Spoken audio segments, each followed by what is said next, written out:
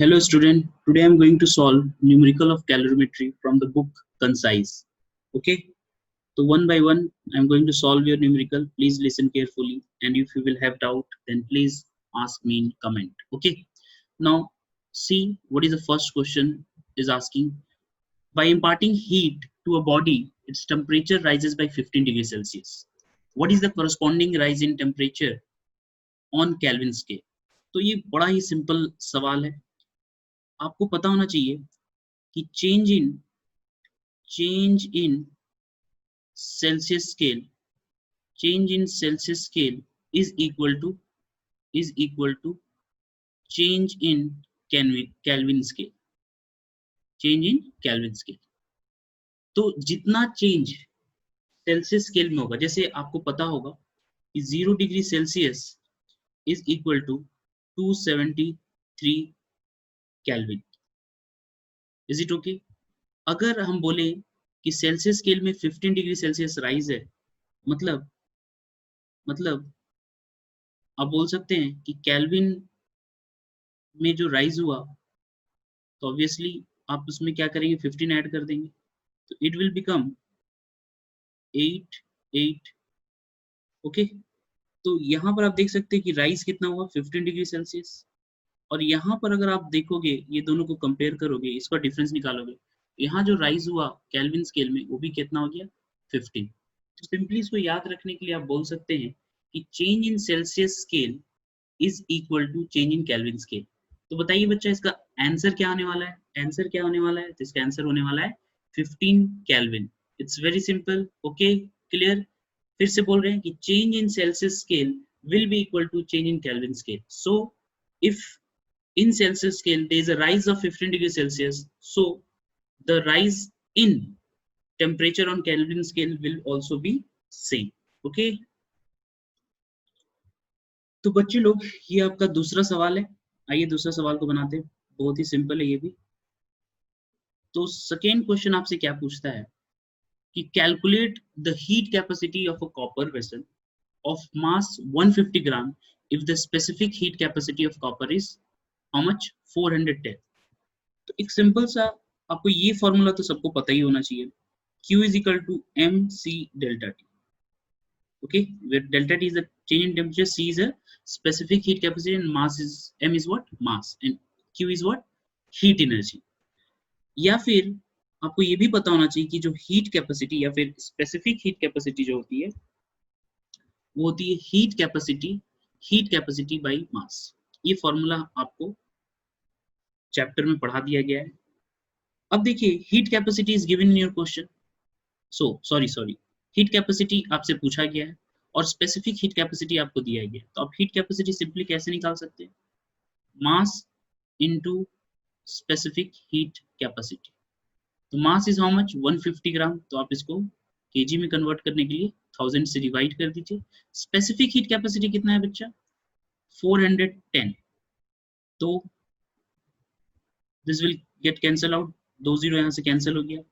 अब अगर आप इसको मल्टीप्लाई करोगे तो it is going to be I think 615 by 10.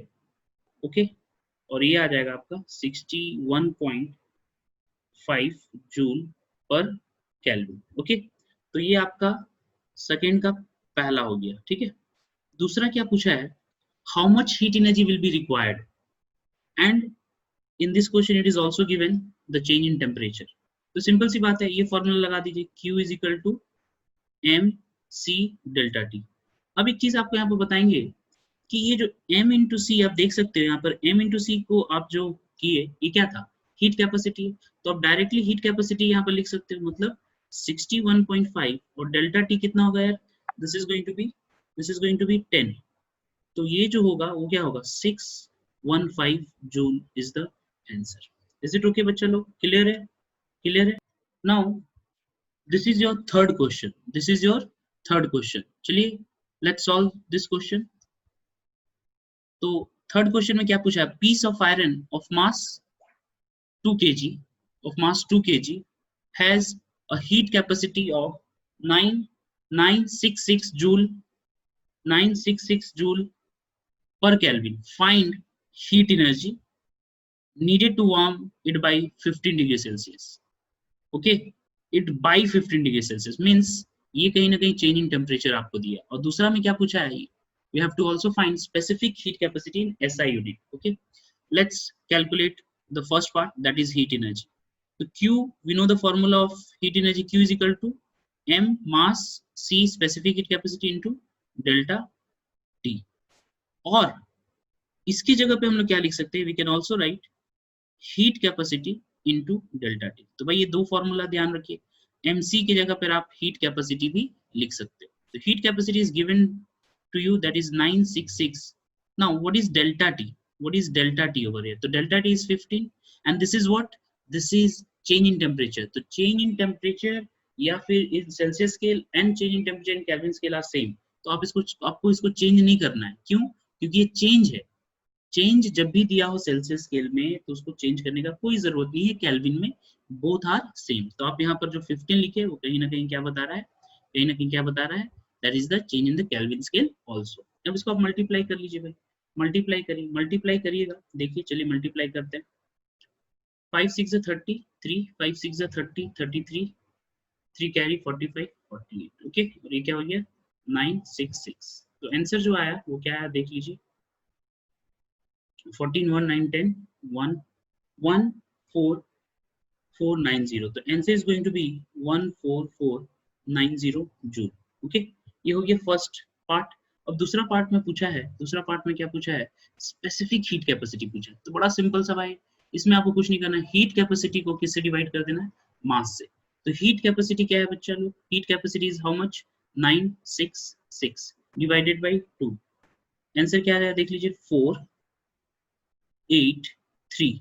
the unit is going to be joule per kg per Kelvin। per Kelvin लिखना है बिकॉज इन द क्वेश्चन आपसे क्या पूछा है, इन SI यूनिट। ओके, केल्विन लिखना होगा, सेल्सियस मत लिखिएगा भूल के भी, बिकॉज SI यूनिट आपसे पूछा गया था। ठीक है, स्पेसिफिक कैपेसिटी कैलकुलेट करना था आपको SI यूनिट में। ओके, चलिए आइए नेक्स्ट क्वेश्चन क्या है आपका, क्वेश्चन नंबर 4। क्वेश्चन नंबर 4 क्या है, गौर से देखिए, calculate the amount of heat energy required to raise the temperature of 100 gram of copper, mass is here, और चेंज इन टेम्परेचर आपका क्या दिया, 20 डिग्री सेल्सियस से 17 degree Celsius. Specific heat capacity copper का दिया हुआ है, हाउ मच 3। भाई एकदम सिंपल फॉर्मूला है, सब तो कुछ है ही नहीं। This is going to be mc delta T, mc delta T, mass is in gram, तो ऑब्वियसली आप चेंज इसको कर दीजिए किसमें, केजी में। c दिया हुआ है, c क्या है बच्चा लोग, स्पेसिफिक कैपेसिटी क्या है 390, और डेल्टा टी कहीं ना कहीं क्या है 50। चलिए सॉल्व कर दीजिए, 1 2 3, 1 2 3। अब इसको कैलकुलेट करिए भाई, कितना, 5 9 जा 45, 4 5 3 जा 15, ये हो गया 19, और ये क्या हो गया 0। तो the answer is going to be 1950। Is it clear बच्चा लोग, इज इट क्लियर? ओके, चलिए तो बच्चा लोग ये आपका 5th क्वेश्चन है और ये लास्ट क्वेश्चन है, और आपका बाकी सब जो न्यूमेरिकल है वो मैं नेक्स्ट वीडियो में सॉल्व करूंगा। ओके, तो चलिए लास्ट क्वेश्चन को देख लेते हैं। तो इन दिस क्वेश्चन क्या दिया, 1300 joule of heat energy supplied to raise the temperature of 0.5 kg lead from 20 degree Celsius to 40 degree.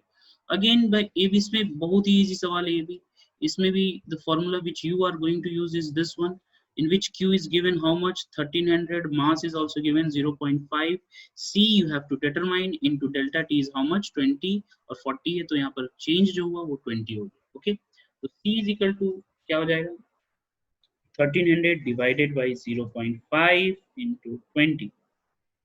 तो यहाँ पर 10 कर दीजिए, एक 0 से एक 0 कट गया, 5 2 10 होगा, तो यहाँ से भी एक 0 कट गया। तो C क्या है बच्चा लोग, 130 joule per kg per Kelvin is the answer। Thank you बच्चा लोग। ओके, तो नेक्स्ट लेक्चर में आपका बेसिकली क्वेश्चन 6 to 10 सॉल्व करने वाले हैं, 6 to 10, and this all are from concise book, this all are from concise book। Okay, thank you बच्चा, thank you once again. Please channel को लाइक करिए, subscribe करिए और बाकी बच्चों में शेयर करिए।